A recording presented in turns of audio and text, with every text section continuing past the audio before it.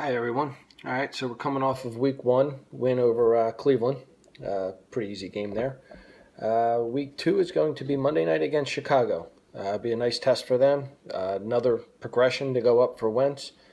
Starting off against a crappy Cleveland team, going up to Chicago, and then playing Pittsburgh for the third game before the bye. You know, for Wentz starting out, couldn't ask for anything better than that. I think that's a great start. Way to get his feet wet, and then nice progression, seeing better quality of teams. Cleveland, Cleveland was Cleveland. They suck. It's the way they're going to be. Chicago is going to be a tougher test, obviously.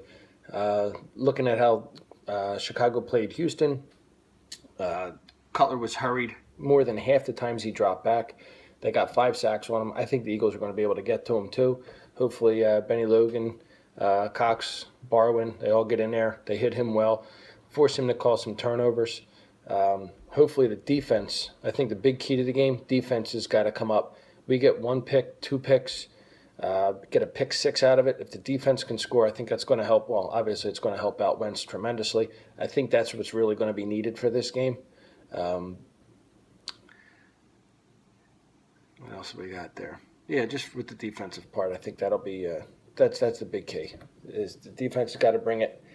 10 points against Cleveland. They gave up a bunch of yards near the end on a prevent. They ran the ball a lot when they were spread out.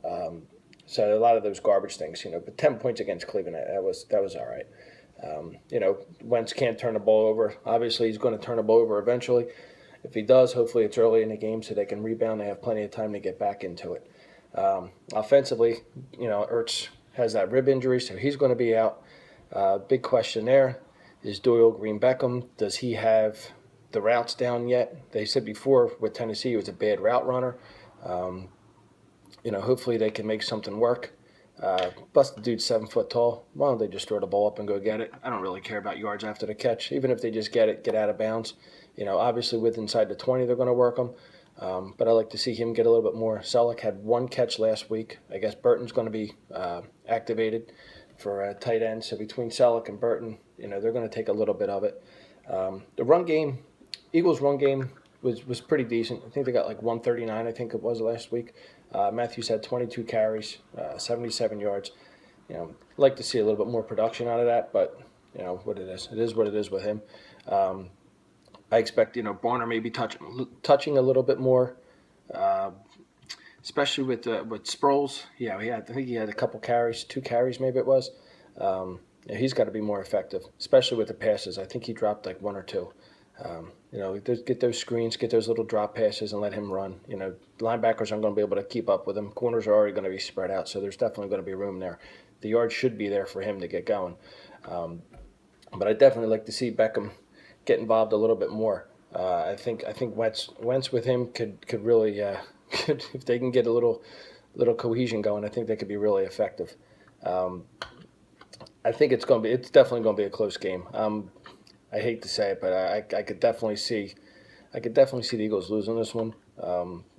So I wouldn't even pick. Usually I don't pick the games for Eagles. Other games I'll pick, but Eagles I usually don't because I have a hard time going with my heart and going with my head. So with that, I usually just leave them alone. Cleveland one I wasn't surprised with. I figured that one. Not by that much though, but I figured a win. But the Chicago game, I don't know. Hopefully, the way Wentz has composed himself, his interviews during the games, he looked fantastic. So I don't think the Monday night game itself is going to put too much on him. I think he's going to be fine there. It just depends basically on the defense. I think the defense can really bring it. They put enough pressure on Cutler, force turnovers. He always looks half out of it anyway. You put a couple hits on him early in the game, he's going to cave. He just looks like a bum anyway. Like he doesn't even, they've had issues with him before. Sitting out plays, taking off, not wanting to get back in there. They've said different things about him, but I don't know. I think if they hit him good enough, he'll be done. He'll be out of there. Nice. I'm going to do a little segment called the Jabroni of the Week, and I think this is going to happen a lot. Jeff Fisher, who during Hard Knocks said that he wasn't going to go 7-9. When you play the way you played against Chip Kelly, you will not be going 7-9 this year. You won't go 8-8. There's no way in hell. you might not even get 4 wins with the way that team played and the way their lack of heart, their lack of tackling.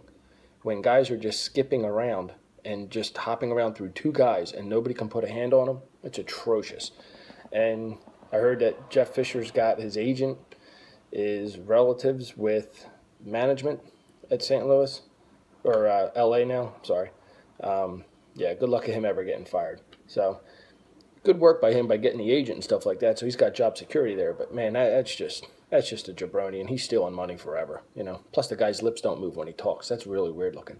But hopefully the Eagles can pull this game out, and it'll be fun to see. And I'll check back with you guys later on after probably Tuesday.